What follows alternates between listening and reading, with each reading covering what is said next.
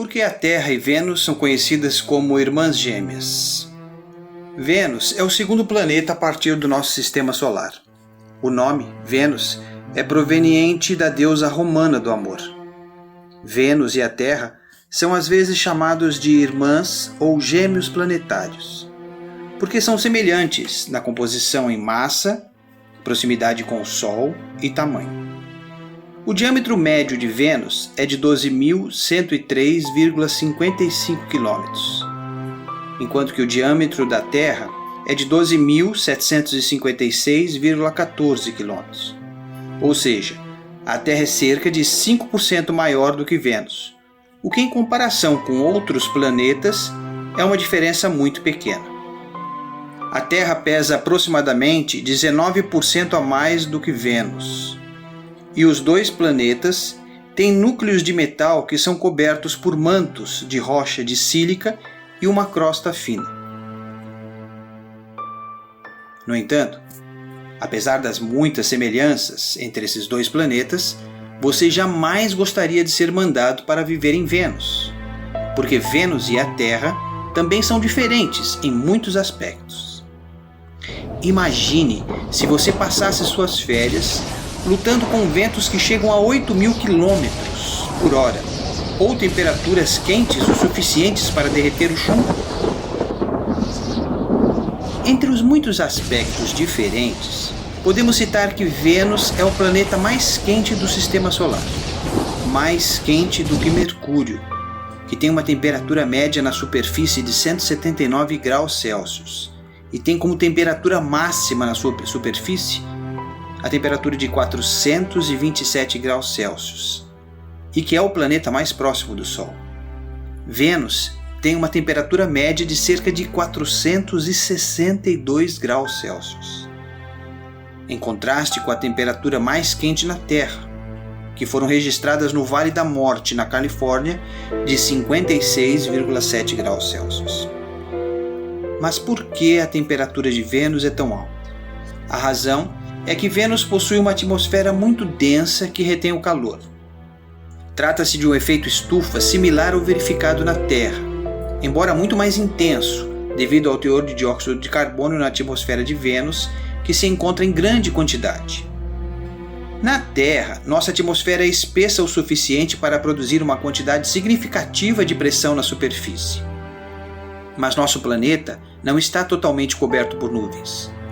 Nossos satélites de monitoramento da Terra são regularmente capazes de ver o solo do espaço sem a interferência das nuvens.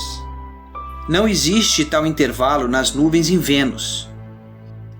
Vênus está permanentemente nublado e sua atmosfera é tão densa que a pressão atmosférica na superfície de Vênus é cerca de 92 vezes a terrestre, similar à pressão exercida a 910 metros abaixo da superfície dos oceanos.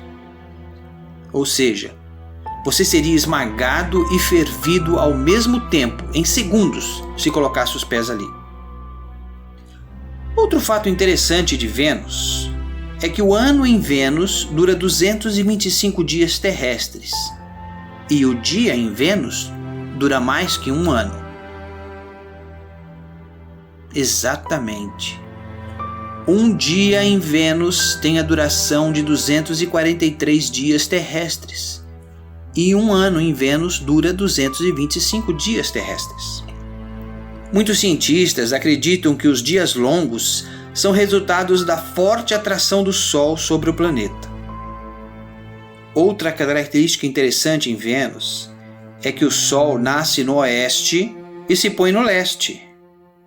Todos os objetos planetários no Sistema Solar giram no sentido anti-horário, exceto Vênus, nosso irmão gêmeo do contra, que gira no sentido horário. Existe Urano também, mas essa é uma história para outro dia. A teoria atual afirma que Vênus inicialmente girou na mesma direção que a maioria dos outros planetas, e de certa forma ainda o faz. Ele simplesmente girou seu eixo 180 graus em algum ponto. Em outras palavras, Vênus gira na mesma direção de sempre, apenas está de ponta cabeça. De modo que, Ao olhar para ele de outros planetas, faz com que o giro pareça para trás. Os cientistas argumentaram que a atração gravitacional do Sol na atmosfera muito densa do planeta pode ter causado fortes marés atmosféricas. Essas marés, combinadas com o atrito entre o manto e o núcleo de Vênus, podem ter causado a reviravolta. Há outra semelhança entre a Terra e Vênus, embora não uma que torne Vênus um lugar mais hospitaleiro para se visitar. É que ambos os planetas têm vulcões. Porque Vênus é tão quente e as pressões são tão grandes, os vulcões na superfície de Vênus não são tão verticalmente imponentes quanto poderiam ser na Terra. Esses vulcões venusianos são muito maiores, pois cobrem uma área muito maior, mas são extremamente planos. Sapaz Mons, um dos vulcões venusianos mapeados, cobre 250 milhas de ponta a ponta, mas sobe apenas a 1.449 metros. Este vulcão cobre aproximadamente a mesma área que todo o estado do Amapá. Os vulcões venusianos superam a maioria dos seus equivalentes terrestres na área. Agora vamos falar de chuva em Vênus. Espera aí, chuva? Como assim? Calma. A chuva em Vênus ela é composta de nada mais, nada menos que ácido sulfúrico extremamente corrosivo, que queimaria gravemente a pele ou traje espacial de qualquer viajante interestelar, caso chegasse à superfície. E a neve em Vênus? Sim, neva em Vênus. Mas não é essa neve bonita e fofinha, mas sim são flocos de metais. Os cientistas descobriram que essas camadas são na verdade uma espécie de geada composta por dois tipos de metal, a galena e a bismutinita. Esses elementos são depositados nos topos das montanhas devido à vaporização da pirita, o mineral abundante na superfície de Vênus, que acaba ficando em suspensão na atmosfera. Entretanto, quando essa névoa metálica alcança altitudes maiores, ela acaba se condensando, formando a camada de metal brilhante que recobre os topos das montanhas venusianas. No decorrer da história da corrida espacial, nós tivemos algumas missões até Vênus. A primeira missão a Vênus foi a Mariner 2, em 1962, que passou a 33 mil quilômetros da superfície. Seu objetivo era apenas um sobrevoo, não uma exploração completa. Foi ela quem registrou as altas temperaturas, o efeito estufa causado pelo dióxido de carbono, a ausência de campo magnético e a baixa radiação no planeta. Mas as nuvens densas não deixaram que a superfície fosse observada.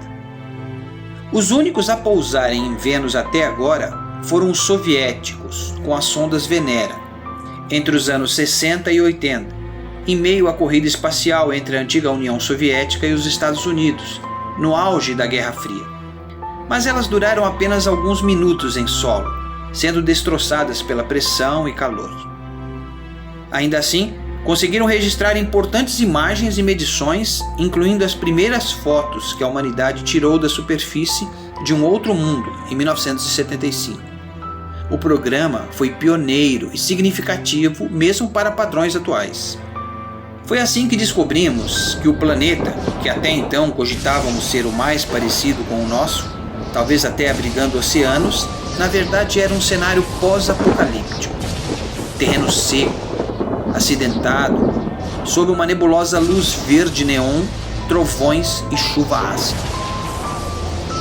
A Mariner 2 da NASA já havia determinado anos antes que, apesar da superfície extremamente quente, as temperaturas eram amenas nas camadas mais altas do ar.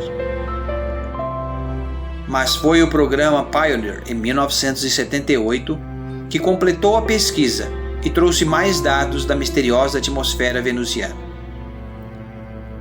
Em 1985, a União Soviética lançou grandes balões com câmeras e instrumentos científicos, Vega 1 e Vega 2, demonstrando o potencial de se flutuar nas nuvens de Vênus. A última missão norte-americana dedicada a Vênus foi a Magellan, ou Magalhães, entre os anos de 1990 e 1994. Nesses anos, o orbitador mapeou a superfície com radar, resultando em impressionantes imagens de alta definição e na descoberta de que 85% do solo é coberto por rios de lava petrificada, sugerindo atividade vulcânica. Agora, cientistas acabam de detectar uma possível evidência de vida em nosso vizinho Vênus. Uma quantidade significativa de gás fosfina, que pode ou não ser produzido por micro-organismos. Com essa descoberta, missões ao planeta, tripuladas ou não, devem ser priorizadas. A viagem até Vênus dura cerca de 4 meses, dependendo da posição entre os planetas. Com a possibilidade da existência de micro-organismos venusianos aéreos, a comunidade espacial voltou a olhar para nosso vizinho mais próximo. A NASA já estava em processo de seleção para as missões Discovery dos próximos anos com 4 finalistas. Se forem escolhidas, o que se tornou uma grande possibilidade com a descoberta da fosfina, 2 delas irão para lá, com previsão entre os anos 2025 e 2026. A Da Vinci pretende atravessar a atmosfera, colher informações sobre sua composição e tirar fotos da superfície até atingir o solo, fazendo o primeiro pouso norte-americano em Vênus. Já a Veritas é um orbitador que enxerga através das nuvens, estudando a superfície por meio de radares de alta resolução. A ISRO, Agência Espacial Indiana, propôs a seguinte missão, a Shukrayan-1, um orbitador com foco na química da atmosfera venusiana. A Organização de Pesquisa Espacial Indiana, ISRO, está definida para lançar sua missão em Vênus em 2025, e a França vai participar delas. Empresas privadas, como a SpaceX e até universidades, também devem lançar seus projetos.